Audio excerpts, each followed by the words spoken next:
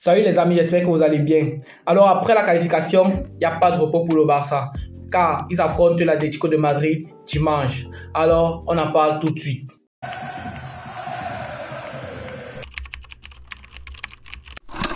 Alors les amis, ce match est un match capital pour la troisième place, pour se relancer en Liga et aussi pour booster le moral. Alors dans cette vidéo, on va parler de l'état des deux équipes, de ma composition idéale du Barça et à la fin je vais vous donner mon pronostic pour ce match. Comme nous le voyons les amis, le Barça bat les ailes actuellement, entre nul et victoire à l'arraché, avec un style de jeu pauvre, il faut le dire. Ce n'est pas vraiment plaisant et agréable de regarder le Barça. D'un autre côté aussi, on a un maillon fort de notre équipe Gavi qui s'est blessé. Gavi, et on le rappelle, a cette âme-là de capitaine, a cette âme-là de chevalier qui pourra vraiment nous aider dans ce type de match où il y aura des duels physiques et des contacts. Mais dans notre point aussi, on a le retour de Frenkie de Jong. Le retour de Frenkie de Jong et celui de Pedri. Pour Pedri, on l'a vu au niveau des placements de jeu, mais pour Frenkie de Jong, on le voit au niveau de son abattage. On l'a encore vu face à Porto et même Joao Cancelo l'a déclaré que Frenkie est un joueur à part. Actuellement, le seul acte négatif, c'est l'inefficacité ou alors l'inexistence de Lewandowski depuis la trêve internationale. Vraiment, Lewandowski, je ne sais pas si tu as les Timberland à la place des Goudas, mais il faut les changer, frère. Change tes Timberland.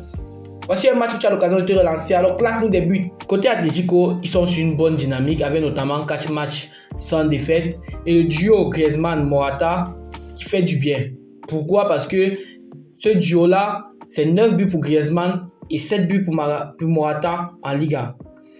Mais sur nos 5 derniers affrontements, je crois que c'est 3 victoires pour le Barça, 1 défaite et 1 nul.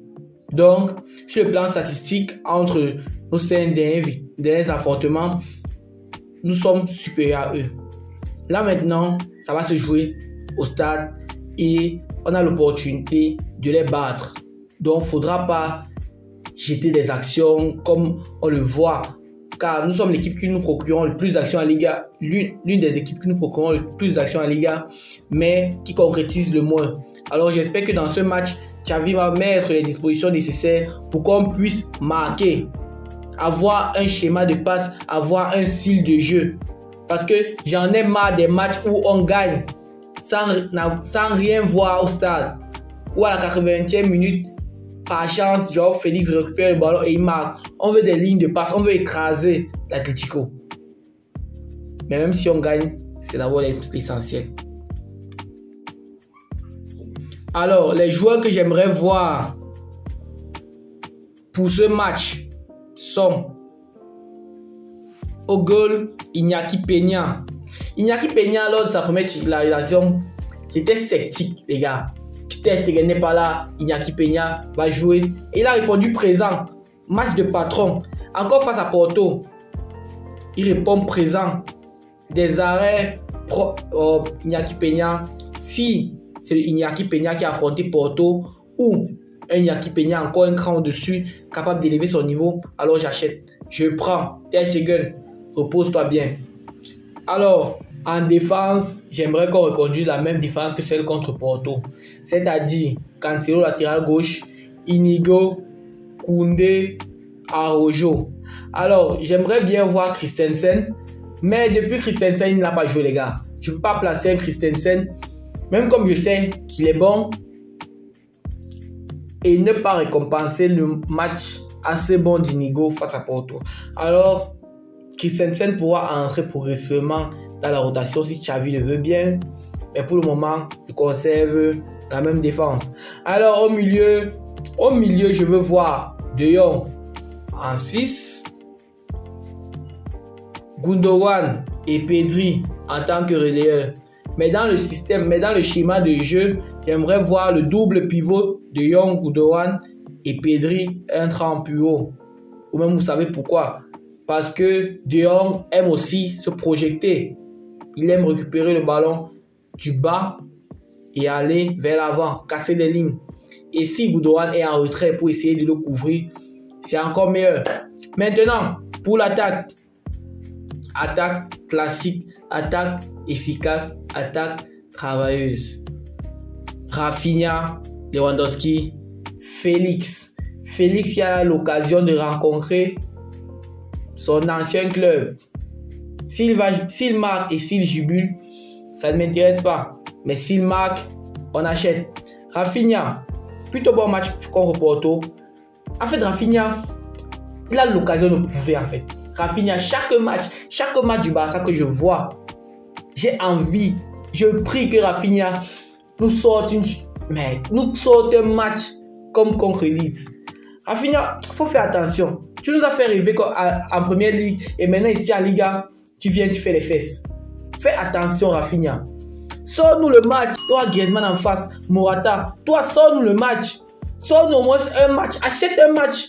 Depuis que tu arrives au Barça, tu n'as pas acheté aucun match. Achète-nous un match. Tu nous mets un enroulé. Rafinha. Vraiment, Rafinha, je ne vais pas me décourager avec toi. Tant que je vais ressentir que tu as la volonté de faire des repris défensifs et la volonté de tenter des choses, même si tu rates, je serai toujours derrière toi. Pas comme un certain Ferran Torres. Non, j'ai rien dit. Bon, les amis, je parle là comme si le Barça va écraser l'Atlético. Pourtant, en face, il y a Antoine Griezmann qui revit son prime. On a le Griezmann de 2016-2017. Alors, je me méfie personnellement de Griezmann. Griezmann, Morata, je me méfie d'eux. Et j'espère compter sur un grand Ronald Araujo, un grand Koundé pour maîtriser Antoine Griezmann. Parce que ils auront du boulot, ils auront du travail. C'est pas comme si on affrontait un Atlético sans Antoine Griezmann. Là, Griezmann est là et Griezmann est en forme.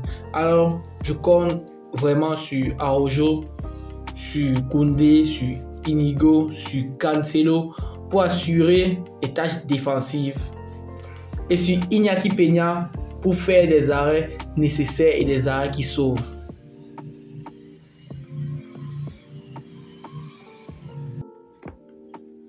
Pour mon pronostic, je vois le Barça s'imposer 2-1. Parce que je ne vois pas le Barça jouer contre l'Atlético avec un Griezmann de ce niveau-là sans que l'Atlético ne mette un but. Mais je vois le Barça s'imposer 2-1 parce que on a les ressources nécessaires pour claquer 2 buts. Il est dominé. Bon, après, s'ils ont la chance, ils mettront 1.